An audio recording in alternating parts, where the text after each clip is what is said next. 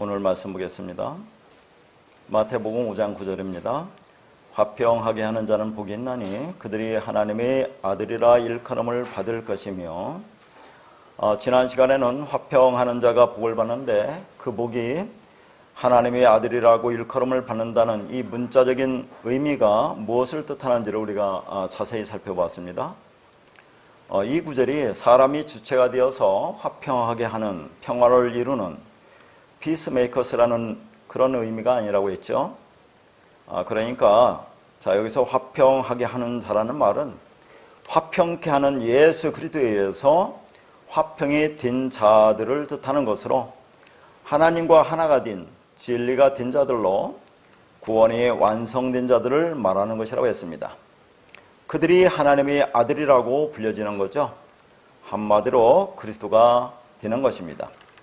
그리고 그렇게 화평케 된 자는 다른 사람을 화평이 되게 하는 자가 되는 것이죠. 다시 말해서 화평케 하는 자는 화평이 된 자이고, 그리고 다른 사람에게 진리를 전해주어서 그들로 하여금 화평이 되게 하는 자입니다. 그러면 이번 시간에는 신약이나 구약에서 화평, 화목, 평안, 평강, 평화로 번역된 샬롬과 에이렌에 대해서 좀 더 살펴보도록 하겠습니다. 우리는 교회에 와서 열심히 기도하며 화평과 평안을 구하였죠.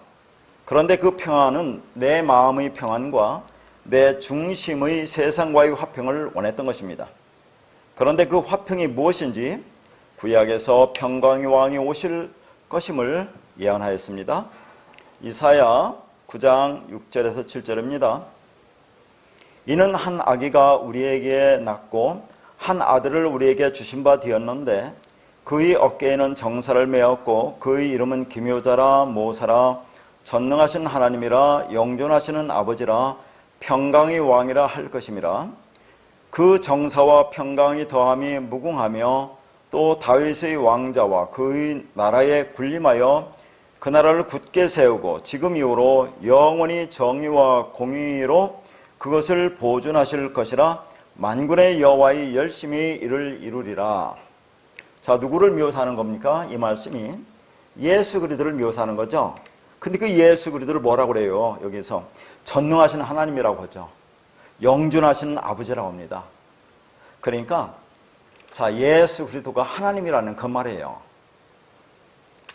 그러니까 하나님이 육을 입고 진리를 담고 그리스도를 담고 이 땅에 오신 분이 예수 그리스도라는 그런 말입니다. 그분이 평강의 왕이라고 그래요. 그러니까 그 화평을 이루는 평강의 왕이 등장하는데 그분이 바로 예수 그리스도라는 그런 말입니다. 평강의 왕이란 말은 평강의 주인이라는 말입니다.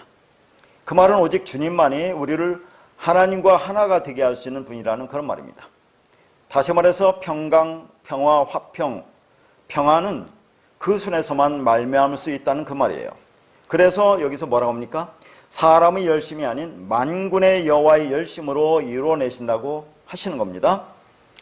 미가서 5장 2절에서 5절입니다. 베들레헴 에브라다야, 너는 유다 족속 중에 작을지라도 이스라엘을 다스릴 자가 네게서 내게로 나올 것이라. 그의 근본은 상고의 영원에 있느니라. 그러므로 여인이 해산하기까지 그들을 붙여 두시겠고 그 후에는 그의 형제 가운데에 남은 자가 이스라엘 자손에게로 돌아오리니 그가 여호와의 능력과 그의 하나님 여호와의 이름의 위엄을 의지하고 서서 목축하니 그들이 거주할 것이라.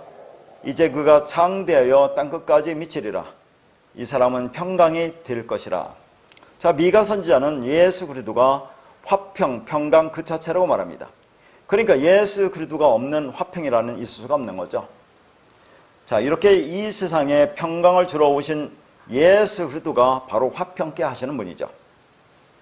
그 예수 그리스도로 말미암게 되는 그 화평은 누구와 누구의 화평입니까? 하나님과 하나님의 백성 사이 화평이죠, 물론. 그러니까 예수님은 하나님과 하나님의 백성 사이를 화평케 하나가 되게 하러 이 땅에 오신 분이라는 그 말입니다. 그러면 오늘 본문에 나오는 화평하게 하는 자가 지난 시간에 에이레노 포이오스라고 있어요. 이 헬라어 단어가 나오는 곳을 한번 가서 오늘 본문의 화평이 어떤 화평인지를 한번 보도록 하겠습니다. 골로새서 1장 18절에서 20절입니다. 그는 몸인 교회의 머리시라. 그가 근본이시요 죽은 자를 늘 가운데서 먼저 나신 이시니 이는 친히 만물이 으뜸이 되려 하시며 아버지께서는 모든 충만으로 예수 안에 거하게 하시고 그의 십자가의 피로 화평을 이루사 만물 곧 땅에 있는 것들이나 하늘에 있는 것들이 다 그로 말미암아 자기와 화목하게 되기를 기뻐하심이라. 자, 여기서 교회가 몸이고 그분이 머리라고 합니다. 그러니까 그리스도가 머리고 교회가 몸이니까 연합돼서 하나가 된 거죠. 그걸 누가 이루신다고 하죠? 자, 그분이 십자가의 피로 화평을 이룬다고 그럽니다. 그래서 여기서 화평을 이루사라는 라고 번역된 단어가 에이레노 포이에오예요. 그리고 오늘 우리가 보기는 마태복음 5장 9절에 화평하게 하는 자는 에이레노 포이오스입니다. 그래서 지난 시간에 이 화평하게 하는 자라는 에이레노 포이오스에 대해서 우리가 살펴봤는데요. 이 포이오스가 포이에오에서 왔다고 했죠. 그러니까 같은 단어입니다. 자, 그러니까 화평하게 한다는 것은 예수 그리스도가 오셔서 우리를 하나님과 하나가 되게 하는 진리를 전해줘서 하나가 되게 하는 거죠. 그러면 우리가 화평이 된 자다.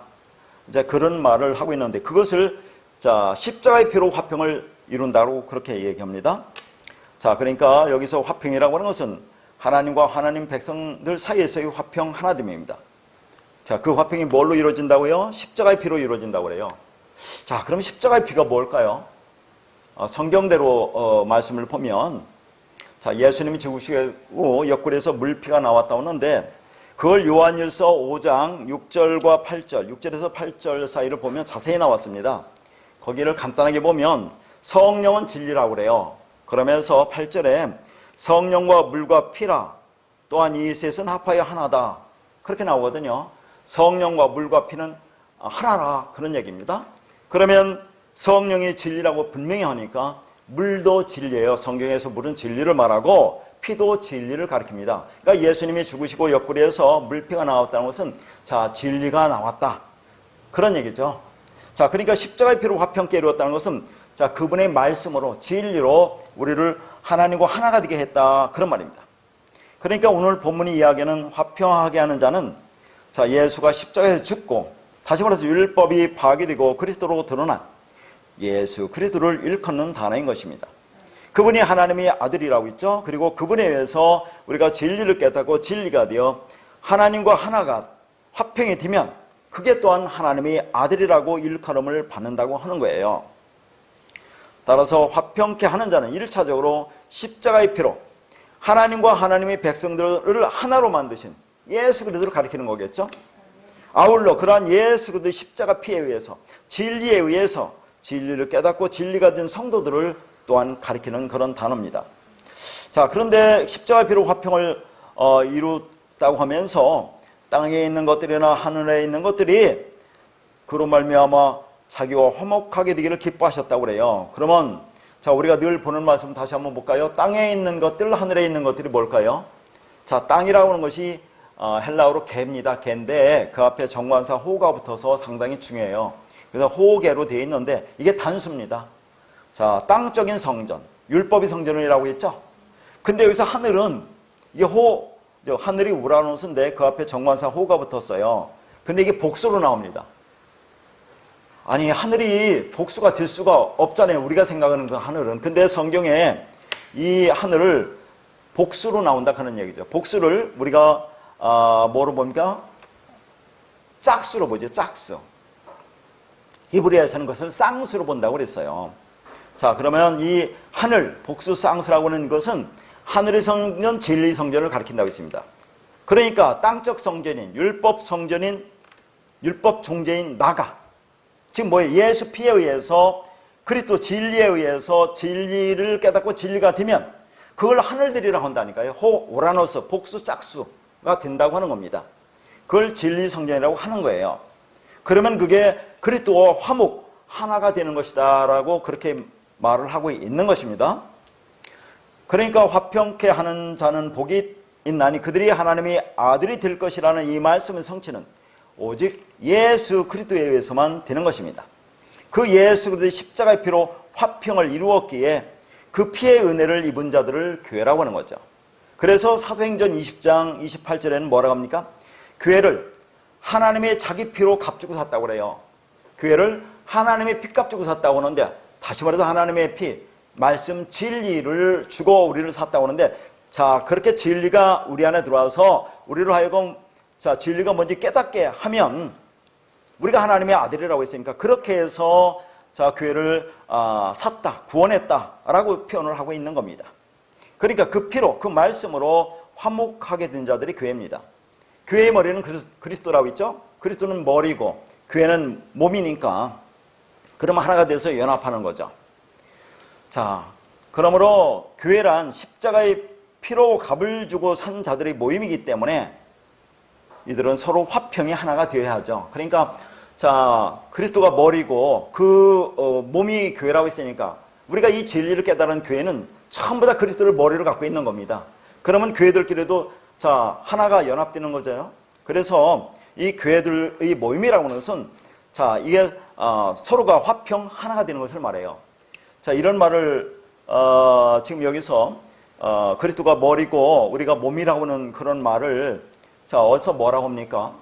계시록 20장에 보면 말씀 때문에 우리가 목배임 당한 자들이라고 하잖아요. 진리 말씀이 우리가 들으면 자, 내 목이 잘려진다. 그럼 내 목이 잘려져야 그리스도라는 그 머리가 붙어서 연합돼서 하나가 된다는 것을 보여주고 있는 겁니다. 그러면 교회끼리도 화평 하나가 된다는 것을 말씀하고 있는 겁니다. 그러니까 교회라는 오직 한 가지 십자가의 피, 그리스도 말씀 진리로 화목하고 화평해야 한다. 하나가 된다. 그런 얘기를 하는 겁니다. 자, 오늘 본문이 화평하게 하는 자는 복이 있나니 그들이 하나님의 아들이라 일컬음을 받을 그 복을 예수 그리스도께서 십자가의 피로 이루어서 자기 백성들에게 부어줬습니다. 그런데 이사야로 가면 자, 평화를 공포하는 삶, 화평케 하는 삶이 어떤 삶인지 분명하게 기록되어 있습니다. 자, 이사야 50장 7절입니다. 좋은 소식을 전하며 평화를 공포하며 복된 좋은 소식을 가져오며 구원을 공포하며 시온을 향하여 이르기를 네 하나님이 통치하신다 하는 자의 산을 넘는 발이 어찌 그리 아름다운가. 여기 보니까 좋은 소식을 전한다, 평화를 공포한다, 복된 좋은 소식을 가져온다, 구원을 공포한다가 다 같은 말입니다. 여기서 평화라고 하는 것이 이게 샬롬이에요. 히브리어니까 샬롬. 자, 평화를 공포한다.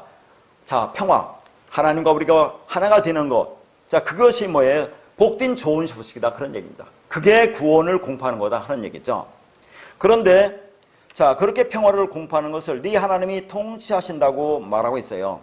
그러니까 평화의 상태란, 하나님과 하나됨의 상태란 하나님이 통치 속으로 들어가서 하나님께 완전히 장악당하는 상태, 즉 하나님과 하나가 되는 것을 말하죠. 그럼 우리가 하나님의 통치 속으로 들어간다는 것은 무슨 말을 하고 있습니까? 하나님은 우리를 어떻게 통치해요? 말씀으로 통치합니다. 말씀으로 섬긴다, 그런 얘기예요. 하나님 우리를 통치하는 것은 하나님의 말씀으로 우리를 섬기는 거죠. 그럼 그 말씀이 우리 안에 들어와서 내가 그 말이 되면 완전히 하나님의 말씀에 장악된다는 그런 얘기죠. 그러니까 하나님 말씀으로 내가 이끌려가는 그런 삶을 산다라는 것을 이렇게 표현하고 있는 거예요. 그게 예수님이 하신 일이었습니다. 자, 그런데 우리가 또 한번 생각해 볼 것은 예수님이 우리 보고 형제라고 하죠. 자, 히브리서 2장 11절에 보면 거룩하게 하시는 이와 거룩하게 함을 입은 자들이 다 한 근원에서 난지라 그러므로 형제다 그랬어요. 여기 거룩하게 하시는 이와 거룩하게 함을 입은 자들이 나오죠. 자, 여기 거룩하게 하시는 이가 이제 하기야죠. 이게 동사예요. 원래는 거룩하게 하다, 거룩하다라는 동사인데 여기 정관사 호가 붙어서 이걸 거룩하게 하는 자라고 이제 이렇게 이게 번역을 하는 건데요. 그래서 호가 붙으면 그게 거룩하게 하는 자가 되는 겁니다. 이게 능동태 단수예요. 그러면 거룩하게 한다는 것은 무슨 말이에요? 거룩하다는 것이, 자, 우리가 성령을 뭐라고 했습니까? 푸뉴마 하기오스라고 있죠. 또 어떤 데는 하기오스라고 합니다. 여기 하기오스라는 것은 깨끗한 말이라는 얘기예요. 그러니까 거룩하게 한다는 것은 깨끗하게 한다는 그런 말이죠. 그러니까 거룩하게 하시는 이는 누구를 가리키는 겁니까? 성령 그리스도를 가리키는 거예요. 자, 이게 그러니까 능동템의 단수입니다. 자, 그러면 거룩하게 입은 자들은 그 거룩하게 하는 성령 그리스도에 의해서 그 말씀이 우리 안에 들어오면 우리가 거룩하게 함을 입은 자들이 되는 거죠. 똑같이 하기야주를 씁니다. 다 하기우스에서 왔어요. 깨끗한 말, 진리 말에서 왔습니다. 근데 이건 수동태와 복수잖아요. 그러니까 거룩하게 하는 이는 능동태 단수고, 거룩한 합을 입은 자들은 수동태 복수예요. 우리들을 가리키는 겁니다. 다 그런 말을 하고 있어요. 거룩하게 한다, 깨끗한 말을 우리에게 준다. 그래서 우리가 그 깨끗한 말, 진리를 가지면 우리가 거룩하게 함을 입은 자들이에요. 그게 하나님의 아들이 되는 겁니다. 그래서 여기서 다 한 근원에서 나타나는데, 한 근원이라는 것은 하나라는 얘기입니다. 헤이스, 하나야. 그러니까 거룩하게 하는 자와 거룩하게 입은 자 다 진리 그리스도이기 때문에 그걸 하나라고 하는 거지, 한 근원에서 난다는 그런 말이 아니라 하나다. 그걸 형제라고 한다고 표현하는 거예요. 그러니까 우리는 지난날에 예수 그리스도가 큰 형님이고 우리가 그 동생들이라고 이렇게 알았는데 그런 게 아니에요. 자, 그 진리가 말씀이 있으면 다 하나다라는 그런 표현을 하고 있는 거다 하는 겁니다. 또 그리고 우리를 하나님의 아들이라고 표현하는 것이 상당히 많이 나와요. 자, 여기 보면 갈라디아서 3장 20절에 26절에도 너희가 다 믿음으로 말미암아 그리스도 예수 안에서 하나님의 아들이 되었다고 하죠. 그러니까 오늘 마태복음 5장 9절에 화평하게 된 자들이 하나님의 아들이라고 한다 그 말이죠. 근데 하나님의 아들이라고 하는 것이 여러 군데 나옵니다. 성경에. 또 어디서 나옵니까? 로마서 8장 14절에 보면 하나님의 영으로 인도함을 받은 자들이 하나님의 아들이라고 한다니까요. 진리로 인도함을 받고 이끌려가는 거예요. 진리에 의해서. 십자가에서 이끌려서 십자가에서 죽어서 자, 내가 누구인지 존재를 깨달으면 그걸 하나님의 아들이라고 하고, 또 로마서도 뭐랍니까? 피조물들이 하나님의 아들들이 나타나기를 고대한다고 하잖아요. 하나님의 아들들이라 복수를 쓴단 말이죠. 자, 진리를 깨달은 자들이 이 땅에 나타나기를 확수한다라는 그런 말을 하고 있어요. 그 여기서도 믿음으로 말미암아 그리스도 예수 안에서 우리가 하나님의 아들이 된다고 하니까 여기서 믿음이라는 것이 호피스티스입니다. 이건 뭐라고요? 피스토스입니다. 그러니까 믿음이라는 단어도, 그러니까 성경을 보면 거의 대부분이 다 두 개를 줘요. 여러 번 말씀드렸지만 믿음이라는 것이 피스티스와 피스토스가 있다고 했어요. 피스티스라고 하는 것은 저 보이는 믿음을 얘기하는 겁니다. 이 땅에 보이는 것으로 다 준 것. 자, 그게 대표적으로 성전을 보면 성전마당, 뜰, 성소, 주성소 이렇게 이걸 순서대로 차서대로 이렇게 쭉 늘어놓은 것을 이걸 보이는 믿음이라고 합니다. 뒤에서 한번 설명했지만 이게 티뎀이라고 그래요. 이걸 통해서 그 안에 담긴 내용을 깨달으면 왜 하나님께서 성전마당들과 성소와 지성소라는 이 삼위 과정을 이렇게 질서 정연하게 차례차례 이렇게 만들어 놓았느냐 하는 것은 그걸 통해서 진리를 깨달아라 그런 얘기입니다. 하나님의 은혜에서 너희가 구원받는 것을 알라는 얘기죠. 그걸 내가 깨달으려면 그걸 피스토스라고 그래요. 믿음이 든 자들, 믿음을 가진 자들, 그걸 히스테미. 그러니까 티데미는 행적으로 이렇게 똑바로 세우는 것, 차례대로 세우는 것이고, 그걸 통해서 진리를 깨달으면 내가 위로 똑바로 섰다, 존재적으로 똑바로 섰다, 그걸 히스템이라고 하고, 여기서 나온 것을 아나스타시스 부활이라고 한다는 얘기를 늘 말씀을 드렸던 겁니다. 그러니까 그 믿음으로 호피스티스, 하나님의 은혜에 의한 그 믿음, 자, 예수 그리스도에 의해서 내 안에 그 믿음이 되면 그러면 그리스도 예수 안에서 하나님의 아들이 된다고 얘기를 하는 겁니다. 그리스도 예수 아니라고 분명히 얘기하잖아요. 진리 안에 있으면 그게 하나님의 아들이다 라고 하는 거죠. 그래서 여기서 제가 말씀드리고 싶은 것은, 자, 예수 그리스도가 하나님의 아들로 이제 왔다고 그러죠. 그래서 우리를 화평케 하는 자로 있습니다. 그러면 그분에 의해서 우리가 화평이 된 자들 아닙니까? 하나님과 하나가 된 자들이죠. 그럼 우리도 하나님의 아들이에요. 그럼 우리가 어떤 역할을 해야 한다고요?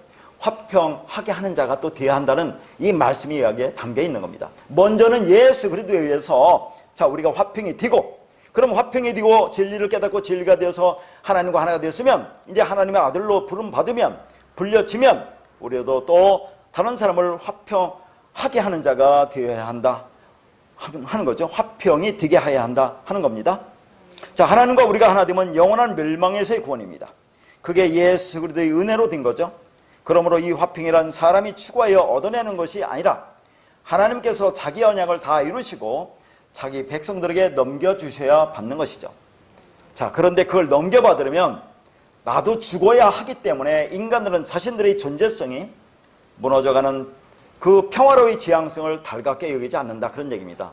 또 여기서 또 죽는다고 또 나오는데 우리 설교는 매일 죽는다는 얘기가 몇 번씩 나와요. 그러니까 죽는다는 게 뭔지 알죠? 이게 이제 뒤에도 오늘 또 이 화평, 연관된 것, 평강과 평안과 연관된 것이 이 또 죽다는 단어가 또 나옵니다. 그러니까 예수가 죽었잖아요. 예수가 왜 죽었습니까? 율법을 진리로 완성하기 위해서 죽은 거예요. 그걸 다나토스 죽음이라고 합니다. 그러면 그렇게 죽어서 그 진리가 우리 안에 와서, 자, 우리 안에 와서 우리가 이 진리가 뭔지를 깨달아 안다 하는 것은, 자, 나의 존재성이 부인되는 거예요.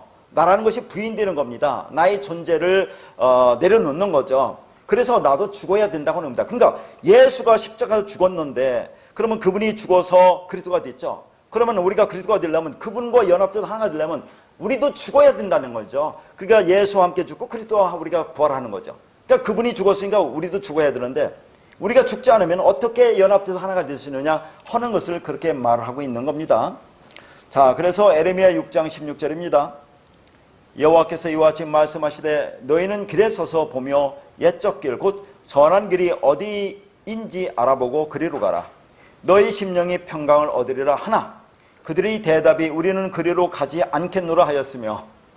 자, 여기 보면 옛적 길이라는 것이 무슨 뭐 옛날 길이라는가 뭐 그렇게 생각되는데, 이게 옛적이라는 단어가 올람이라는 단어입니다. 이게 영원이라는 단어예요. 그러니까 영원이라는 길, 그게 뭐니까 선한 길이죠. 토부, 진리 길입니다. 그 길로 가면, 자, 그러면 심령이 평강을 얻는다고 그래요. 자, 여기 심령이 뭡니까? 이게 뇌펫이에요. 그러니까 한글 성경의 문제점은, 우리가 지금 산상설교에서 보면서 심령이 가난 자는 복이 있나니 할 때 그 심령은 푸뉴마를 쓴다니까요. 근데 여기 또 심령을, 뇌펫을 또 심령이라고 번역해 놓으니까 도대체 한글 가지고는 알 수가 없습니다. 그러니까 이 심령이라는 것은, 뇌펫이라는 것은 하나님의 말씀, 영이 없는 자들, 진리가 없는 자들, 그들이 진리의 길, 선한 길로 가면 그럼 그게 평강을 얻는 거죠. 하나님과 하나가 되는 진리가 된다는 것을 말하고 있는 겁니다. 그러나 인간들은, 자, 우리는 그리로 가지 않겠노라라고 얘기해요. 하나님께서 진짜 평강길을 끊임없이 역사 속에서 제시하였습니다. 그런데 인간들은 하나같이 그런 평강길을 거부하더라, 그 말입니다. 그래서 예수님께서도 예루살렘 행에 이렇게 단식을 하셨던 겁니다. 누가복음 19장 41절에서 42절입니다. 가까이 오사 성을 보시고 우시며 이르시되 너도 오늘 평화에 관한 일을 알았더라면 좋을 뻔하였거니와 지금 네 눈 속에 숨겨졌도다. 이 성이 무슨 성이에요? 예루살렘 성이죠. 그러니까 인간이 성을 쌓습니다. 성을 쌓아놓고 그 이름을 뭐라고 해요? 예루살렘이라고 줬어요. 이 살렘이라는 단어가 샬롬과 같은 말이다. 샬롬. 그러니까 예루살렘은 히브리어나 헬라어나 똑같은 거예요. 그 살렘, 예루살렘, 이것이 샬롬이에요. 평화. 그러니까 인간이 성을 쌓고 이걸 뭐라고 했냐면 평화의 땅이라고 이름을 줬습니다. 평화의 땅. 그런데 그 평화라고 하는 것은, 하나님이 말하는 그 평화는, 자, 여기서 말하는 그들이 예루살렘이라고 전 평화라고 하는 것과 다르다는 것을 알 수 있어요. 왜냐하면 42절을 보니까 너도 오늘 평화에 관한 일을 알았더라면, 그러니까 하나님이 말하는 그 평화, 그 진리가 되는 그것을 알았더라면 좋을 뻔했지만, 자, 지금 네 눈 속에 숨겨졌더라. 너는 그걸 보지 못하고 있어 하는 것을 말하고 있습니다. 그러니까 하나님이 말씀하는 평화와 인간이 말하는 평화는 다르다는 것을 보여주고 있어요. 그 평화를 지금 이들은 모르고 있다. 그냥 예루살렘이라고 평화의 땅으로 이름 졌습니다. 그것은 인간들이 얼마나 세속적인 평화에 집착하는지를 잘 보여주고 있는 겁니다. 그런데 세상은 그렇게 자기들이 원하는 세속적인 평화에 집착하여 하나님이 준비하신 진짜 평화를 보지 못하고 있다는 겁니다. 그러니까 예수가 그들의 육적 존재를 품어안고 십자가에서 죽어야 비로소 하나님이 준비하신 평화, 평강, 화평, 하나님이 그들에게 임한다는 사실을 모르더라 하는 겁니다. 분명 평강이라고 하는 것은 화평하게 하시는 예수 그리스도로부터만 올 수 있는 하늘의 것으로 그거 진리가 되는 거예요. 근데 그것을 그들은 모르고 자기들도 이 땅에서 그런 평화를 얘기하고 있다, 그런 얘기입니다. 그러니까 세상 사람들에게도 평강이라는 게 있어요. 평화라는 게 있는데, 그런데 그건 가짜 평강이다 하는 겁니다. 에레미야 6장 14절입니다. 그들이 내 백성의 상처를 가볍게 여기면서 말하기를 평강하다 평강하다 하나 평강이 없도다. 자, 여기 누가 얘기하는 겁니까? 이 가짜 선지자를 얘기하는 거예요. 가짜 선지자들도 평강, 샬롬을 이야기하고 있다, 그런 얘기입니다. 그런데 그들이 이야기하는 평강은 이 세상의 가짜 평강이다라고 얘기해요. 그래서 평강을 가르치고 평강을 이야기하지만 거기에는 평강이 없다라고 말을 하고 있습니다. 그러니까 이 백성의 상처를 가볍게 여긴대요. 자, 백성의 상처가 뭐겠어요? 열심히 율법만 지키라고 하는 거죠. 그러니까 율법을 열심히 지키면서 수고하고 무거운 짐을 지고 가면서 죽어가고 있는 그들이 상처가 얼마나 깊습니까? 그러면 그것이 무언지를 가르쳐서 상처를 수술하고 파헤쳐서 고칠 생각해야 되는데 뭐라고 합니까? 괜찮아, 다 잘 될 거야 하면서 율법적 평강, 가짜 평강만 전하고 있어요. 가짜 평강과 가짜 위로만을 전하고 있다, 그런 얘기입니다. 그게 가볍게 여긴다, 그런 얘기예요. 대충 얼버무린다 하는 말입니다. 그게 당시에는 위로가 되는 듯하고 치료가 되는 듯하지만 결국은 그러한 한시적인 위로와 일시적인 치료가 자신의 목숨을 앗아간다는 사실을 사람들은 모르고 있습니다. 그러니까 예수 그리스도, 즉 진리와 관계없이 주어지는 세상의 평화는 진통제를 맞고 잠시 통증을 잊은 환자의 상태와 다를 바가 없는 겁니다. 그래서 세상의 평화는 오래 지속되지 않는 것이죠. 그런데 진짜 평강은 나의 존재성이 하나님 앞에서 삭제되어서 하나님과 하나가 되었을 때 오는 것인데, 이 세상의 평강은 전부 자신이 주인이 되어 주인공이 되려고 하죠. 그래서 평강이 절대로 올 수 없는 겁니다. 그러니까 복음을 모르는 사람들은 하나님과 그 화평이라는 이 세상 그 무엇과도 바꿀 수 없는 그 하늘의 선물의 소중함을 알지 못하기 때문에 이 세상에 힘이 줄 수 있는 편안함과 안락함과 성공과 번영만을 추구하게 되고, 그러한 죄인들의 죄성을 잘 아는 거짓 선지자들은 죄인들이 원하는 가짜 평강을 전해주며 그들이 환심을 사는 악마적 근성이 멈춰지지 않는 겁니다. 그러니까 죄인들이 죄성을 잘 알잖아요. 그러니까 이들은 죄가 뭔지 몰라요. 윤리도덕적인 것을 죄라고 하니까, 자, 그러면 그것을 하지 않아야 우리가 하나님의 백성이 되고 다 복받고 그런다 보니까 그런 죄성, 죄인들이 그 죄성을 잘하는 거짓 선지자들이 가짜 평강만 전해주고 있다는 그런 얘기입니다. 예레미야서 14장 13절에서 15절입니다. 이에 내가 말하되 슬프도소이다. 주 여호와여 보시옵소서. 선지자들이 그들에게 이르기를 너희가 칼을 보지 아니하겠고 기근은 너희에게 이르지 아니할 것이라. 내가 이곳에서 너희에게 확실한 평강을 주리라 하나이다. 여호와께서 내게 이르시되 선지자들이 내 이름으로 거짓 예언을 하도다. 나는 그들을 보내지 아니하였고 그들에게 명령하거나 이르지 아니하였거늘 그들이 거짓 계시와 점술과 헛된 것과 자기 마음의 거짓으로 너희에게 예언하노도다. 그러므로 내가 보내지 아니하였어도 내 이름으로 예언하여 이르기를 칼과 기근이 이 땅에 이르지 아니하리라 하는 선지자들에 대해서 여호와께서 이와 같이 말씀하셨노라. 선지자들은 칼과 기근에 멸망할 것이요. 자, 13절 앞에 12절에 보면 거기 그런 말이 나옵니다. 하나님 말씀해요. 너희들이 금식할지라도 내가 듣지 아니하겠고 번제와 소제를 드릴지라도 내가 그거 받지 않겠다고 하니까 이제 거짓 선지자들이 뭐라고 하냐면 그들에게 이릅니다. 백성들에게 이릅니다. 너희가 칼을 보지 아니하겠고 기근은 너에게 이르지 아니할 것이다. 이렇게 하면서 너희에게 확실한 평강을 주리라 라고 이제 그렇게 말을 하고 있어요. 그러니까 거짓 선지자들이 그렇게 거짓으로 지금 예언하고 있다니요. 내 이름으로 말씀을, 진리를, 자, 그것을 뭐예요? 거짓으로 지금 말하고 있어요. 그러니까 나는 그들을 보내지 아니하였고 그들에게 명령하지 아니하였다고 분명히 말하잖아요. 그러니까 이 가짜 선지자들, 거짓 선지자들은 인간의 죄가 무엇인지, 진리가 무엇인지를 모르기 때문에 그 진리를 깨닫고 하나님과 하나가 되는 것이 진짜 평강인데 그걸 가르치지 않고 거짓 평강만 전한다는 그 말입니다. 왜 너희에게 칼이 임하겠느냐? 그러니까 겁먹지 말고 율법이나 잘 지키고 제사나 잘 지내면서 거기에 대한 보상으로 주어지는 세상적 평강을 누리라고 거짓말을 하고 있다, 그런 얘기입니다. 근데 하나님은 난 그런 자를 보낸 적이 없다고 분명히 말씀한다 그 말이죠.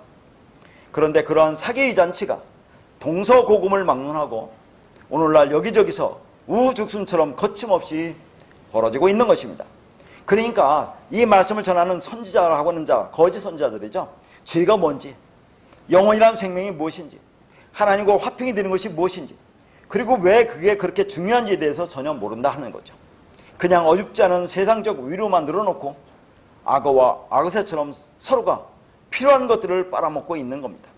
그래서 주님은 하나님이 주시는 진짜 평안과 세상이 주는 가짜 평안을 신약에서 이렇게 말씀하고 있습니다.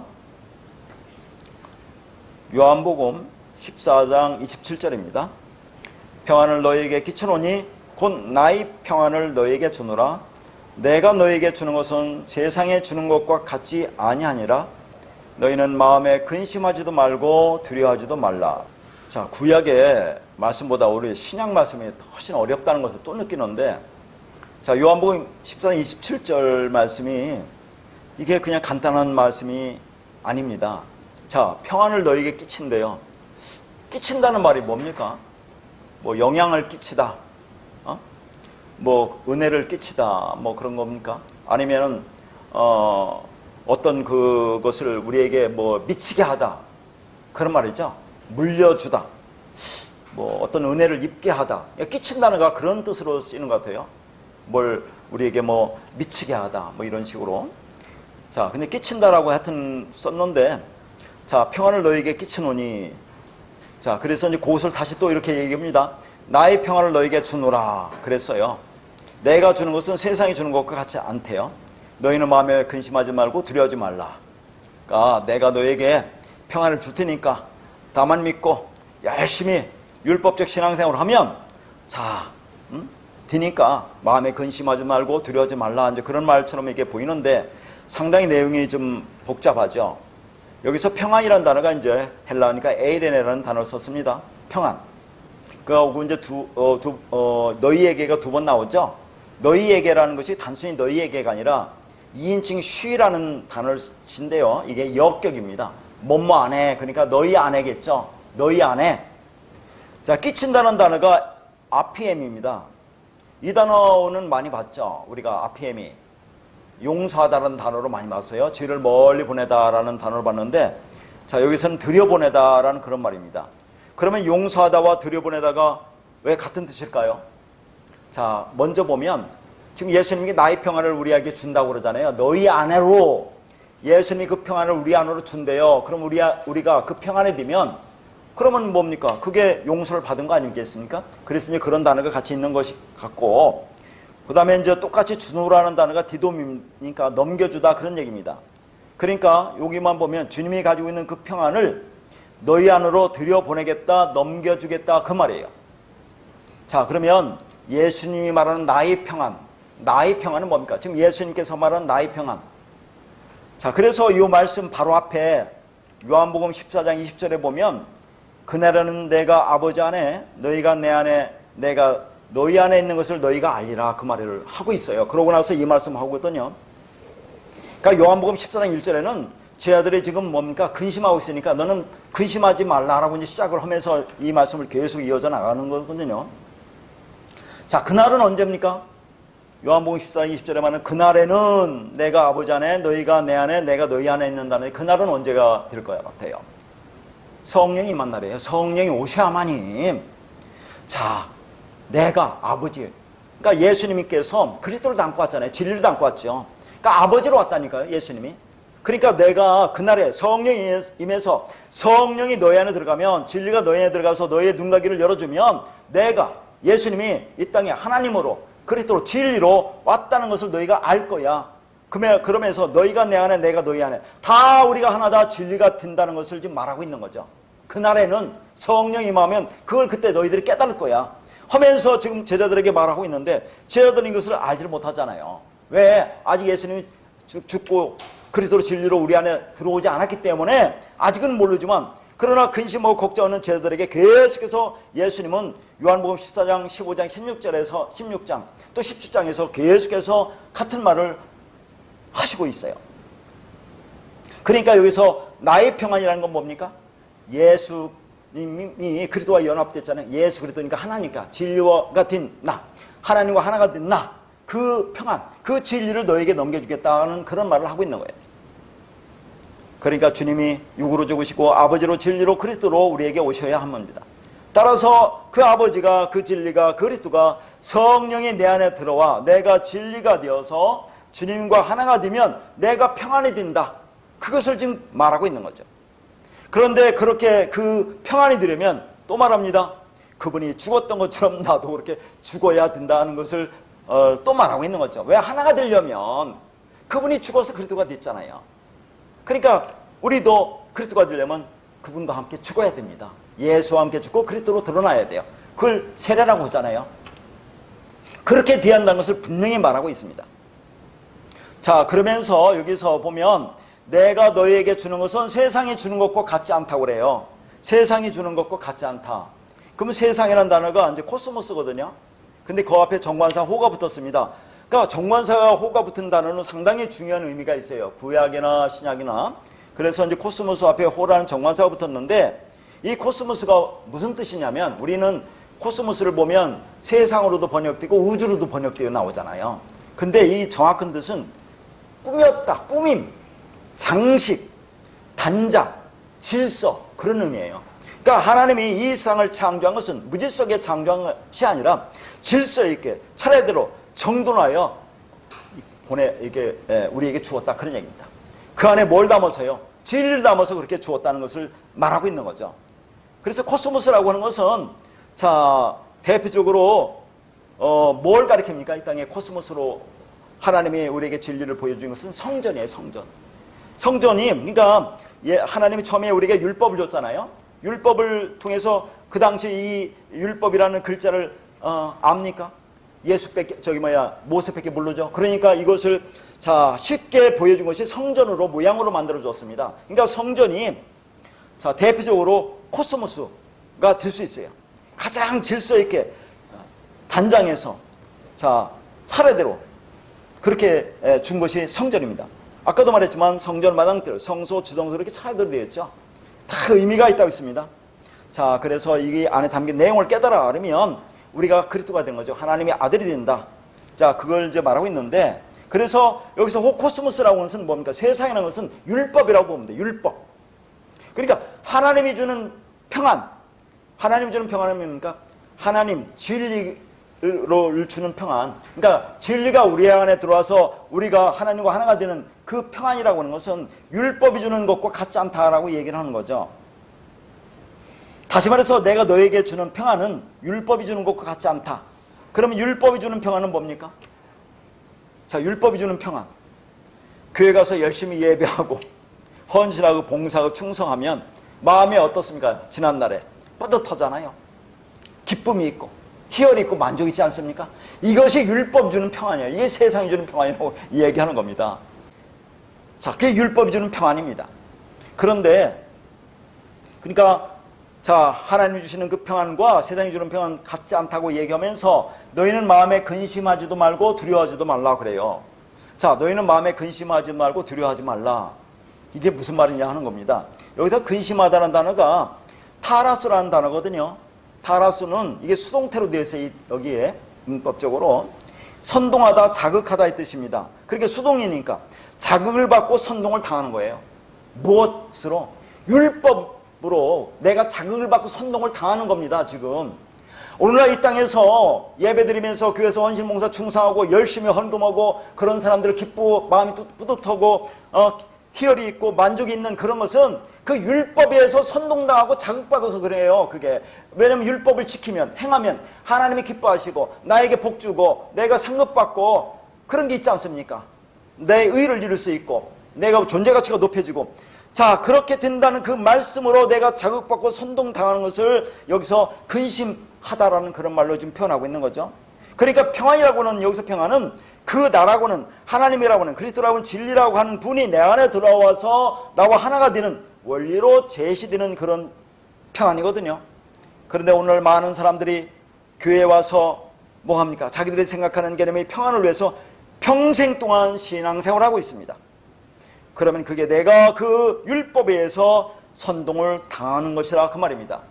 그러니까 여기서 근심하지 말고라고 있죠. 말고 여러 번 말씀드렸는데 형용부사라는 이 매는 절대 부정입니다. 절대 아니다 그런 얘기죠. 자, 그러니까 앞에서 내가 너에게 주는 평안. 그러면 하나님과 연합돼 하나 됐어요. 그러면 그렇게 하나가 연합되어 있으니까 자, 그러면 이제는 진리가 아닌 비진리를 아무리 듣는다 해도 그 비진리에 대해서 왔다 갔다 하는 마음이 생기지 않는다. 절대로 생기지 않는다. 그런 얘기를 하는 겁니다. 자, 내가 너에게 주었죠. 평안을. 그 진리를 줬어요. 하나가 됐어요. 너희가 진리를 깨달았어요. 그런 마음에 근심이 없어. 절대로 그 율법에서 선동나가에서 왔다 갔다 하지 않아. 그런 얘기를 하고 있어요. 그 마음이 율법이 주는 평안에 근본적으로 선동되거나 자극을 받지 아니한다고 그럽니다. 그러면서 두려워하지도 말라고 그러죠. 두려워하지도 말라. 이 두려워하다라는 것이 데일리아오라는 단어인데 데일로스라는 단어에서 왔습니다. 이건 뭡니까? 믿음이 없는 것을 얘기해요. 믿음이 없다. 그게 두려워죠. 믿음이 없다는 게 뭐라고 했습니까? 아까 믿음이 뒤면 그게 그리스도에 안에서 우리가 하나님의 아들이 된다고 했죠. 이게 평강이라고 했죠. 내 믿음이 뒤면 피스토스 그 믿음을 가지면, 그런데 두려워하는 것은 그 믿음이 없으니까, 믿음이 되지 않았기 때문에 두려워한다는 그 말입니다. 그러니까 교회에서 신앙생활을 하면서 왜 평안을 구합니까? 두려움 때문에 그렇습니다. 구원받지 못할까 봐, 그래서 천국에 가지 못할까 봐, 영생을 얻지 못할까 봐서 두려워서 평안을 구한다, 그런 얘기죠. 그러니까 내 안에 있는 본능적인 두려움을 해결하라고 예수를 믿고 있다 하는 얘기입니다. 우리가 하나님의 그 마음, 그 진리를 가지면, 즉 그와 내가 하나로 연합되면, 다시 말해서 평안이 되면 두려움이 사라진다는 것을 얘기하고 있어요. 앞에서 내가 너에게 평안을 준다라고 계속 얘기를 하고 있는데, 그 평안이 되면, 자, 두려워하지도 말라는 건 두려움이 없어, 그런 얘기죠. 진리가 됐기 때문에, 내 안에 그 믿음이 되었기 때문에. 그러니까 두려워한다는 것은 믿음이 없어서 두려워한다, 그런 얘기죠. 그래서 요한일서 4장 18절에 뭐라 합니까? 사랑 안에 두려움이 없고 온전한 사랑이 두려움을 내쫓나니 두려움에는 형벌이 있음이라. 두려워하는 자는 사랑 안에서 온전히 이루지 못하느니라. 자, 두려움에는 반드시 형벌을 따른다고 하죠. 왜 두려웁니까? 자, 그 안에 사랑이 없기 때문에 그렇습니다. 진리가 없기 때문에 두렵습니다. 그러면 내가 진리가 없고 사랑이 없으니까, 하나님과 하나 되지 못했으니까 율법적 상태죠. 그 율법의 상태면 그게 뭐예요? 형벌이 따르는 거죠. 내가 하나님의 사랑을 가지면, 그분이 내 안에 있으면, 내가 진리가 되면, 자, 그 두려움이 사라진다 하는 거죠. 다시 한번, 내가 하나님의 사랑을 가지면, 다시 말해서 진리가 되면, 그와 내가 나로 하나가 되면, 평안이 되면, 그분이 내 안에 있으면 두려움이 사라진다 하는 거죠. 다시 말해서 내가 너희 안에, 너희가 내 안에, 아까 말했죠. 예수님께서 그날에는 너희가 내 안에, 내가 너희 안에 있으면, 그러면 그게 완성이다. 그런데 무슨 두려움이 있겠느냐? 내가 그리스도인데 무슨 두려움이 있겠느냐 하는 얘기를 하는 겁니다. 자, 같은 말을 또 요한복음 16장 33절에서 보겠습니다. 자, 요한복음 14장에서 얘기하고 요한복음 16장 33절에서 또 이렇게 얘기합니다. 이것을 너희에게 이르는 것은 너희로 내 안에서 평안을 누리게 하려 함이라. 세상에서는 너희가 환난을 당하나 담대하라. 내가 세상을 이겼노라 그랬어요. 자, 이것을이 뭘까요? 이것을. 자, 이것을 지금 너희에게 계속 내가 말하는 것은 너희로 내 안에서 평안을 누리게 하려고 그렇게 계속 말했다고 하는데, 이것이라고 하는 것은 요한복음 14장, 15장, 16장을 말합니다. 요한복음 16장 33절이 요한복음 16장 마지막 절이거든요. 그러니까 14, 15, 16장을 말하는 거죠. 계속해서 말하고 있죠. 아까 14장에서 말했죠. 평안을 너에게 주노라고 얘기하지 않습니까? 자, 그날은 내가 너희 안에, 너희가 내 안에라고 계속 말하고 있어요. 그럼 15장은 뭘 말합니까? 나는 포도나무여 너희는 가지라고 얘기하잖아요. 그 하나고 연합된다는 것을 얘기하고 있습니다. 그러면서 거기서도 뭐라고 얘기하냐면, 너희가 내 안에 거하고 내 말이 너희 안에 거하면 무엇이든지 원하는 대로 구하라 그러면 이루리라. 자, 예수가 우리 안에 거고 그 예수라는 그 진리가 내 안에 거면 무엇이든지 원하는 대로 구하래요. 그러면 옛날에는 뭐 이런 것을 어떻게 얘기했겠습니까? 그러면 다 이루리라고 하는 건데, 하나가 됐으니까 이제 완성이라 하는 얘기예요. 하나가 됐는데, 그분과 하나 됐는데 모든 것이 다 이루어진 거 아닙니까? 그걸 계속해서 말하고 지금 16장에서 또 이런 말을 하고 있는 거예요. 자, 그러니까 14, 10장, 15장, 16장에서 계속 말한 것은 너희로 내 안에 평안을 누리게 하려 함이라고 그래요. 그럼 내 안에서, 그죠? 내 안에서. 내가 이제 에고라는 얘기인데, 이 내 안에서라고 하는 것은 뭡니까? 그리스도와 하나가 된 나를 가리키는 거예요. 그리스도와 하나가 된 나. 다시 말해서 너와 나가 하나가 된 나, 그 안에서 결합된 존재를 말하죠. 그러니까 그 나 안에 결합된 상태가 되게 하여 에덴의 평안을 가지게 한다는 그 말입니다. 그리고 이제 거기에 누리게라는 단어가 자, 평안을 누리게 한다면 좀 우리가 생각하는 그런 세상적인 개념으로 생각되는데, 이 누린다는 단어가 에코라는 단어인데 가지다라는 그 말이에요. 가지다. 그리고 하리함이라는 것도 헤나라는 단어인데 뭐뭇으로 해요. 그러니까 평안을 가지게 하기 위해서다, 그런 얘기를 하는 겁니다. 이렇게 말하는 것은 너희로 평안을 가지게 하기 위해서 그렇다. 그러니까 내 안에서, 즉 너와 내가 하나가 된 그 나의 상태에서 평안을 갖게 된다는 그런 말을 하고 있어요. 그런데 세상에서는 너희가 환난을 당한다고 그래요. 자, 여러분, 이런 것은 우리가 어떻게 느낍니까? 세상에 너희가 환난을 당한다. 세상이 아까 했죠? 자, 세상이 이제 코스모스 앞에 호가 붙었고 거기에 N이 있어요. N. 그러니까 세상 안에서라는 그 말입니다. 세상 안에서. 뭐예요? 세상에. 율법 안에서. 율법 안에서는 우리가 환난을 당한다는 얘기예요. 그럼 환난이 뭔지 알겠죠? 그러니까 앞에 내 안에서는 평안을 갖게 한다고 그래요. 자, 너와 내가 하나 된 상태에서는 평안을 가지지만 세상 안에서는 N호 코스모스 안에서는 너희가 환난을 당한다고 그렇게 얘기합니다. 그러니까 율법 안에서는 너희가 환난을 당한다. 이 당한다는 단어도 이게 에코인데 가진다는 얘기예요. 보세요. 요한복음 16장 33절에서 누리다도 에코고 당한다도 에코라는 단어로 헬라어는 똑같거든요. 근데 번역을 한 사람이 이 말이 좀 자연스럽게 되기 위해서 평안을 누리다, 어디는 당한다, 이렇게 번역해 놔요. 에코가 똑같은 단어를 가지고 갖는다는 얘기입니다. 갖는다. 자, 그러니까 율법 안에서 너희가 환난을 갖는다, 그런 얘기입니다. 율법 안에서는. 그러니까 세상 안에서는 환난을 가지는데 그 환난이 뭐냐 하는 겁니다. 그러니까 여기서도 평안과 환난이 이렇게 반대의 개념으로 나오고 있어요. 왜 평안과 환난을 이렇게 얘기합니까? 성경에서 다 두 가지를 주고 있어요. 자, 환난을 통해서 평안을 알라라고 지금 얘기를 하고 있는데 우리는 전혀 다른 뜻으로 생각하지 않습니까? 다시 말해서 평안은 내가 그분과 하나가 된 상태이고, 환난은 하나가 되지 못한 상태, 즉 그 진리와 내가 하나가 되지 못한 상태를 환난이라고 한다니까요. 세상, 율법의 상태에 있으면 내가 그분과 하나가 되지 못한 상태 아닙니까? 그걸 환난이라고 한다는 얘기죠. 그런데 한번 오늘날 생각해 보세요. 그 율법적 신앙생활을 하면 그들이 고통을 당한다고 생각해요? 아까도 말했지만 그들에게는 그게 평안이고 기쁨이고 감사라고 생각한다니까요. 율법적 신앙생활을 하는 사람은 그걸 환난이라고 생각지 않아요. 얼마나 뿌듯하게 느낍니까? 여깁니까? 근데 성경은 그걸 환난이라고 얘기한다니까, 환난. 그래서 자, 이 평안과 환난이 또 대조되고 있다는 것을 구약의 말씀 이사야 45장 7절 한번 보겠습니다. 나는 빛도 짓고 어둠도 창조하며 나는 평안도 짓고 환난도 창조한다고 그래요. 자, 여기 빛과 어둠이 대조되고 평안과 환난이 대조되고 있죠. 자, 다 하나님이 다 이걸 만들었다는 얘기입니다. 왜 어둠을 만들었어요? 자, 이게 어둠입니까? 밝음입니까? 우리가 지금 있는 것이. 이게 하나님은 어둠이라고 하는 거죠. 이 세상이 눈에 보이고 밝은데 그걸 어둠이라고 한다는 거죠. 왜 그걸 만들었습니까? 그걸 통해서 보이지 않는 하나님을 보라고. 그걸 보면 내가 어둠이라는 것을 깨달으면 그걸 빛이라고 한다니까요. 그 두 가지로 주죠. 평안과 환난도 똑같아요. 자, 평안과 환난이, 자, 아까 우리가 요한복음 16장 33절에서도 평안과 환난이 대조되고 있고 이사야 45장 7절에서도 평안과 환난이 이렇게 대조되고 있어요. 왜 평안도 만들고 환난도 만듭니까? 환난을 통해서 평안을 알라고 그걸 하나님이 대조돼서 이렇게 주신 겁니다. 다 둘러줘요. 근데 다 보세요. 자, 신약에서는 이 환난이라는 것을 잘 모르겠어요. 그래서 히브리어 보니까 환난이 라라는 단어입니다. 라. 우리 라 많이 봤죠? 라.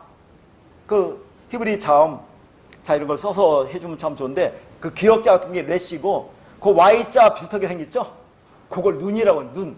그러니까 사람의 눈을 형상화해서 만들었다고 이제 그렇게 한 거거든요. Y자 같이 끝에 살짝 이렇게 된 그게 눈이라는 게 눈. 우리 눈. 그러니까 눈으로 시작하는 게 뭡니까? 보는 것으로 시작하는 보는 거. 보는 게 뭡니까? 하나님이 세상을 만들었는데 그거 그냥 눈에 보이는 대로 본다. 아니 성경 66권을 이렇게 말씀 줬잖아요. 그러니까 검정. 이렇게 드러난 것을 그냥 보는 거. 그걸 악이라고 그래요. 그게 그 환난이 히브리어로 라인데 이게 악이라는 단어입니다. 악. 악이 환난이라는 얘기예요. 그러니까 히브리에 보면 악이라는 것도 라고 환난도 라입니다. 그러니까 라를 어디서는 악이라고 번역해 놓고 어디서는 환난이라고 번역했을 뿐이지만 같은 거예요. 그러니까 환난이 뭡니까? 여기서 우리 눈에 보이는 그대로 보고 이 땅에 살아가는 거. 율법적 신앙생활을 하는 거, 눈에 보이는 대로 그대로 보는 것을, 그걸 환난이라고 한다, 그 말이 있죠. 그러니까 세상을 눈에 보이는 대로 보는 것, 즉 율법으로 보는 것이 그게 악이고 환난이다. 근데 그걸 누가 왜 창조했습니까? 하나님이 창조했대요. 그러면 왜 창조했습니까? 평안이 생명이 뭔지 알라고 창조한 겁니다. 환난은, 악은, 보이는 것은, 이 땅은, 우리는 그걸 통해서 진리를 깨달아 알으라고. 그러니까 교회 와서 율법을 행하며 열심히 신앙생활을 하면 그게 환난, 악이라고 하는 거죠. 율법적 신앙생활을 하는 사람들. 그들은 그 감사고 기쁨이고 그렇게 생각을 하지만 하나님은 그걸 너 악이야, 그게 환난 당하고 있는 거야, 그런 얘기를 한다니까요. 그러니까 하나님 그 진리와 하나 되지 못한 상태를 환난이라고 하고 그게 죄다, 그런 얘기입니다. 그러니까 이 환난이라는 개념도 우리가 생각하는 개념이 아니죠. 우리는 육체적으로 질병이 있어서 우리가 고통당하고, 물질적으로 어려움을 당하고, 가정적으로 많은 문제가 있으면 그걸 환난이라고 하는데, 왜 하나님이 그렇게 우리에게 주셨느냐 하는 것을 보란 얘기예요. 그걸 그냥 보면 그게 환난이에요. 그냥 겉에 드러난 것으로 보면 환난이라니까요. 근데 그 안에 왜 그렇게 주었습니까? 그걸 통해서 하나님의 사랑을 깨달으라고, 하나님의 진리를 깨달으라고 그렇게 주었으면, 그걸 깨달으면 내가 평안이라는 그런 얘기입니다. 그러면서 내가 세상을 이겼다고 그래요. 세상, 코스모스, 율법을 어떻게 하면 이깁니까? 내가 진리가 되면 율법을 이기는 거죠. 뭐 어떻게 이기겠습니까, 우리가 세상을? 이런 말을 문자적으로 보면, 자, 예수님이 다 세상을 이겨놨으니까 이 땅에서 고통과 어려움 가운데 있더라도 근심 걱정하지 말고 나만 믿고 열심히 살아가. 그러면 세상을 너희들이 이긴 것이 되는 거야. 그렇게 보는 말이지만 전혀 다릅니다. 우리가 율법의 상태에서 벗어나면, 진리를 깨달으면 그게 세상을 이긴 겁니다. 그러니까 그 나가 와서 너를 나로 만들어서 너와 나가 하나가 되면, 그러면 그게 세상, 코스모스를 이긴 것이 됩니다. 다시 말해서 그 율법, 세상, 코스모스를 통해서 진리를 알면 그게 세상을 이긴 것이 된다 하는 거죠. 자, 그럼 먼저 주님이 세상을 이겼다고 하죠. 주님이 어떻게 세상을 이겼습니까? 주님이 죽으시고 성령으로 오셔서 우리로 하여금 진리를 깨닫게 하셔서 우리와 하나가 되어 평안이 되게 했으니까, 그럼 주님이 세상을 이긴 것이 되고, 그리고 그 진리, 그 그리스도에 의해서 우리가 율법을, 세상을 진리로 깨달아 알으면 나도 세상을 이긴 것이 된다 하는 거예요. 자, 로마서 8장 6절입니다. 육신의 생각은 사망이요 영의 생각은 생명과 평안이라. 제가 이 말씀도 말씀드렸는데 그때는 좀 어렵게 이 말씀을 좀 했던 것 같아요. 근데 오늘은 간단하게 하겠습니다. 자, 이 말씀이 뭔지를 잡으세요. 여기도 다 두 가지죠. 육신과 영이 나오는 거예요. 자, 육신과 영. 왜 육신이라는 걸 주었습니까? 영이 되라고 준 거라니까요. 이게 나쁜 게 아니에요. 성경은 하나님은 당신 백성들이 어떻게 구원을 받을 건가에 관심을 갖고 있어요. 자, 그러면 육신이라는 것이 호사락스입니다. 그리고 영이라는 것이 호푸뉴마. 사륵스, 푸뉴마. 푸뉴마는 다 알죠? 영, 진리. 그러면 사륵스가 뭡니까? 육신은 뭡니까? 그러면 다시 또 구약으로 가야죠. 창세기 6장 3절에 하나님이 영이 없는 자들을 육체라고 한다니까요. 하나님이 영이 없는, 진리가 없는 자를 육신, 바사르, 히브리어니까. 그러면 사륵스나 바사르는 같은 거니까, 호사륵스는 율법을 가리키는 율법, 육신, 하나님 영이 없는 거, 율법, 영은 진리. 율법과 진리가 또 대조되고 있어요. 생각이 프로레마, 경향, 의도, 목적이다, 그런 얘기입니다. 왜 하나님 우리를 육신을 입혀서 이 땅에 보냈습니까? 그 목적이 뭐예요? 왜 하나님이 율법을 주었어요? 율법을 통해서 진리를 깨달아 알으라고 준 거라, 그 말입니다. 그러면 깨달아 알으면 그게 타나토스야. 여기 사망 보세요. 이게 문자로 사망은, 육신 생각은 그 죽었어, 너 죽었다, 사망이라고 생각하니까 그렇게 생각할 거 아닙니까? 사망이 우리가 나쁘다고 생각하는 거니까. 근데 이 사망이 타나토스라니까요. 무트, 히브리어로 보니까 무트. 뒤에서도 한번 보겠지만 무트가 그 미음자 같은 거, 맴과 옆에 있는 게 타우인데, 맴은 말씀이고 타우는 이게 이제 십자가면서 이게 완성을 나타내요. 그러니까 말씀이 십자가에서 완성된다는 것을 얘기하거든요. 말씀이 십자가에서 완성, 누가 십자가에서 말씀을 완성합니까? 예수 그리스도가 십자가에 죽어서 말씀, 율법을 진리로 완성한다는 것이 이게 무트예요. 이게 다나토스입니다. 그러니까 생각해 보세요. 이걸 모르면 육신적으로 생각하면 너 죽어, 사망이야, 그렇게 생각할 거 아닙니까? 그게 아니라, 자, 율법을 우리에게 준 것은 그걸 통해서 진리를 깨닫게 하려고 주었다. 진리를 깨달으면 그게 다나토스 사망이야 라고 한다니까요. 그러면 그게 영이다, 호프뉴마. 그러면 영의 생각은 뭡니까? 생명과 평안이야 라고 얘기하는 거예요. 이게. 그러니까 다나토스라고 하는 것은 무트로 말씀의 완성으로서의 죽음, 이걸 죽다라고 표현해요. 다 뒤에서 한번 다시 보겠습니다. 그렇게 다나토스의 죽음을 죽으면 영, 푸니마 진리가 되는 것이고 그게 생명과 평안, 에이렌의 진리와 하나가 된다 하는 것을 말하고 있습니다. 그러니까 이 다나토스의 죽음은 누가 죽으신 거예요? 예수님께서 죽으신 거죠. 십자가에서 죽으신 겁니다. 율법으로 진리로 완성한 죽음이에요. 그래서 그리스도 진리, 생명이 나에게 임하죠. 진리가 나에게 오는 거 아닙니까? 그러면 나도 그렇게 죽어야 된다는 것을 알게 되면 그러면 그게 또한 나의 다나토스의 죽음이 된다는 거죠. 자, 오늘 또 다나토스의 죽음을 또 얘기하는데 너무 중요하기 때문에 그렇습니다. 자, 그러니까 이 죽음이라는 것은 세상적인 죽음, 그렇게 뭐 성결백이 죽는다, 내 본성이 죽는다는 그런 말이 아니에요. 자, 예수가 십자가에서 죽고 모든 말씀을 율법을 진리로 완성했잖아요. 그러면 우리 안에 들어와서 내 안에 들어오면 그러면 뭡니까? 아, 나도 그렇게 죽어야 되는구나. 나의 존재성이 부정당하는 겁니까? 내가 율법을 지켜서 행할 수 있는 자가 아니구나를 깨닫는 거라니까요. 아니, 그럼 우리가 율법을 행하지 못합니까? 행하죠. 부분적으로는 다 행하지만 왜 그런 얘기를 하는 겁니까? 야고보서 2장에서 뭐라 합니까? 온 율법을 지키다가 하나만 범하면 다 범한대요. 갈라디아서 3장은 율법의 행위에 속한 자, 율법의 행위에 속한 자는 저주를 받는데요. 누구든지 이 율법책에 기록된 대로 모든 율법을 항상 행하지 아니하면 저주받는다고 하는데 어떻게 우리가 율법을 지키느냐 하는 겁니다. 율법을 주는 것은 죄를 깨닫게 위해 주었다.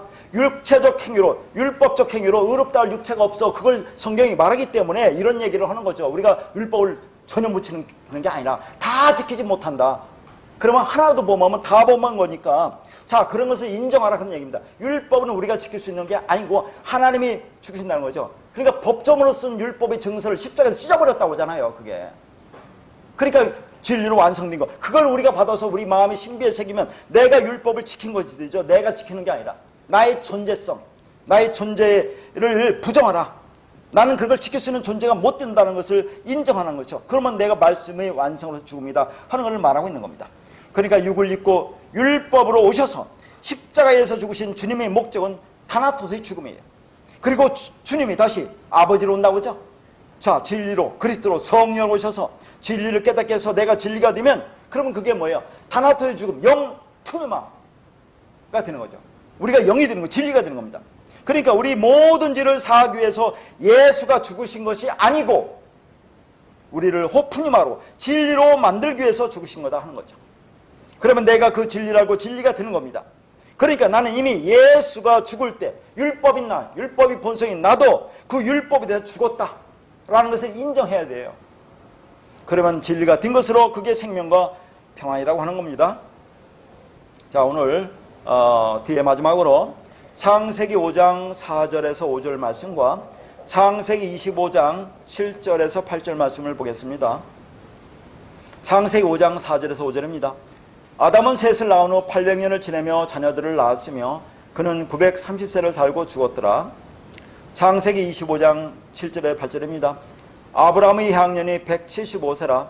그의 나이가 높고 늙어서 기운이 다하여 죽어 자기 열조에게로 돌아가매. 갑자기 아담과 아브라함 얘기를 하는 것이 뭐냐. 지금 평안을 얘기하면서 샬롬 에이렌을 말하면서 갑자기 아담과 아브라함 얘기를 하는 것은 앞에 육신의 생각은 사망이요 영의 생각은 생명과 평안이라고 할 때 그 사망이라는 것이 다나토스를 봤죠. 내가 다나토스의 죽음을 주면 그게 평안이다 그런 얘기죠. 에이렌의 샬롬 생명이다. 그걸 보기 위해서 이 말을 보는데 한번 이 말씀이 얼마나 깊은 의미가 있는지를 한번 여러분 생각해 보세요. 우리가 어떤 존재인지인가를 한번 이 말씀 보면 참 많은 생각이 들 겁니다. 자, 먼저 아담은 930세를 살고 죽었다. 아브라함은 175세를 살고 죽었다는데 제가 보고자 하는 것은 죽었더라 죽어있죠. 죽었더라 죽어가 무트란 단어라니까요. 아니 생각해 보세요. 지금 아담이 죽었죠. 진짜 죽었죠. 육체가. 아브라함도 진짜 육체가 죽었잖아요. 그때. 근데 그 죽음을 무트의 죽음이라고 한다니까요. 성경은. 왜 이런 단어를 썼을까요? 무트 죽음. 진리 완성으로서의 죽음. 근데 이게 미완료입니다. 중요해요. 미완료. 그러니까 그 완성으로서의 죽음이 계속되고 있다 그런 얘기입니다. 영원토록. 그러니까 아담과 아브라함의 죽음은 무트의 죽음으로, 다시 말해서 진리의 완성으로서의 죽음인데, 그 진리의 완성이, 완성된 진리가 계속 유지되고 있다는 그런 말이에요. 영어로는 현재 진행형입니다. 아브라함과 아담의 진리로 완성된 그 상태가 그때부터 지금까지 계속 지속되고 있다 하는 거죠. 그러니까 여러분이 이 진리를 깨달으면 죽어도 죽은 게 아니다 하는 것을 여기서 말하고 있다니까요. 무트의 죽음이라고 한다니까요. 진리로 완성된 사람은 그걸 죽었으나 죽었다고 하지 않는다는 것을 말하고 있어요. 그래서 제가 늘 무트, 다나토의 죽음은 그 부활이라고 하지 않았습니까? 그걸 영생이라고 한다고요. 영생이라는 것은 우리가 나중에 죽어서 부활해서 영원히 사는 게 아니라 이 땅에서 진리를 깨달으면 그게 영생이라는 얘기예요. 성경 자체가 그렇지 않습니까? 이게 무트의 죽음이라고 한다니까요. 여러분 한번 생각해 보세요. 왜 이런 단어를 썼는가? 따라서 완성된 진리가 계속 유지되고 있는 것이니까 그가 살아있다는 거예요. 그가 살아있다. 그러니까 죽었지만 그것은 죽은 것이 아니고 살아있다는 얘기죠. 그래서 하나님은 죽은 자들이 하나님이 아니라 산 자들이 하나님이라고 말씀하고 있어요. 그러니까 진리가 되면 육신적인 죽음은 죽음이 아니란 말입니다. 두려울 게 하나도 없어요. 그걸 성경에서 영생이라고 한다 하는 겁니다. 그러니까 이 다나토의 죽음을 생명과 평안이라고 하는 거죠. 평안, 에이레네, 샬롬, 진리와 하나가 되면 그게 생명이다라고 아까 로마서 말씀과 이렇게 연관되는 겁니다. 다시 말해서 육체로 죽었기 때문에 이 땅에는 없죠. 없지만 그러나 하나님은 그 죽음을 육체의 죽음으로 보지 않고 말씀의 완성으로서의 죽음으로 말하고 있다 그런 얘기입니다. 그런데 진리를 알지 못하고 이 땅에서 숨쉬며 살아가는 것을 그 진짜 죽었다고 하는 거죠. 그걸 어떤 죽음이요? 네크로스 죽음이라고 하죠. 죄와 허물로 죽어있는 네크로스의 죽음의 상태. 어디서 나옵니까? 에베소 2장 1절에 그는 죄와 허물로 죽었던 너희를 살렸다고 할 때, 죄와 허물로, 죄가 뭔지 허물이 뭔지, 즉 죄, 하나님과 연합돼서 하나가 되지 못하는 거, 그게 죄라는 거, 그걸 깨닫지 못하면 그게 죽었다는 얘기예요. 네크로스 죽음. 그 네크로스 죽음은 뭐라고요? 너희가 살아있다고 하나 죽었다는 거. 반대죠. 다나토 죽음은 우리가 죽었으나 살아있다고 하는 것이고, 네크로 죽음은 이 땅에서 살았다고 하잖아요. 다 호흡하며 숨쉬며 넷페시 푸식해. 이 땅에 오늘날 모든 사람들이 숨쉬면서 살았다고 하지만 이 진리를 깨닫지 못하면 그러면 그게 진짜 죽은 거야 라고 얘기를 하고 있는 겁니다. 동물처럼 호흡만 하고 있는 상태가 넷페시 푸식해로 진리가 없는 상태, 그게 네크로스의 죽음입니다. 그건 시체예요. 그런데 그 네크로스의 죽은 자들이, 우리가 이 땅에 네크로스의 죽은 자들로 이 땅에 온 거라니까요. 우리가 처음에 육을 입고 왔잖아요. 율법의 상태로. 그걸 첫 번째 사망이라고 하는 겁니다. 첫 번째 사망. 그들이 진리를 깨달았죠. 하나님의 은혜로 성령이 임해서 주님이 주시는 말씀을 듣고 진리를 깨달아 다나토스의 죽음을 죽으면 그게 생명이고 에덴의 평안이라고 하는데, 그러면 그들은 둘째 사망의 해를 받지 않는다고 얘기하는 겁니다.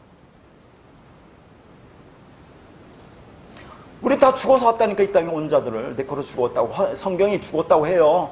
근데 진리를 깨달으면 그 다나토스 죽었다고 하는 겁니다. 그러면 그의 첫 번째, 네크로 죽음은 첫 번째 죽음이에요. 그러면 다나토스 죽음을 깨달으면 두 번째 사망의 해를 받지 않는다고 성경에 나오잖아요. 그러면 영생이라니까요. 그게 부활이라고 하고.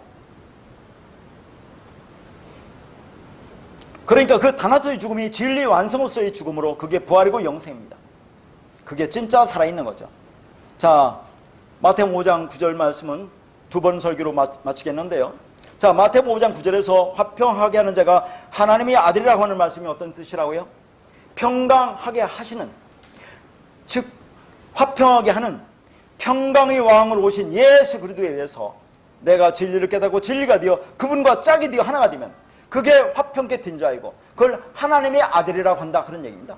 그러니까 아버지와 내가 하나가 되면 그게 화평 평안으로, 그러면 내가 하나님의 아들이 되는 거죠. 아버지가 뭐라고요? 하나님이 참성전. 우리는 뭡니까? 땅적 성전, 율법적 성전이고 하나님은 참성전, 진리의 성전이라고 하는 거죠. 그게 아버지예요. 말씀. 나가 하나 되면 그게 화평평안이에요. 그럼 내가 하나님의 아들이 되는 거예요. 그게 그리스도, 기름 부음을 받은 자, 진리가 된다 하는 겁니다. 그러니까 아버지와 나는 하나죠. 내 안에 아버지로 오셔서 나를 아들로 낳는 거라고 했잖아요. 아버지와 아들은 같은 거니까. 그러면 나는 그리스도입니다. 그렇게 하나님의 진리의 말씀이 우리 안에 들어와 나와 하나가 되어 화평, 평안이 된 자로 우리가 그렇게 하나님 아들 그리스도가 되었다는 그 사실로 인하여 이 땅에서 어떤 환경과 상황에 놓여 있을지라도 그 은혜에 감사하며 기쁘게 살아가는 우리 모두가 되시기를 바라겠습니다.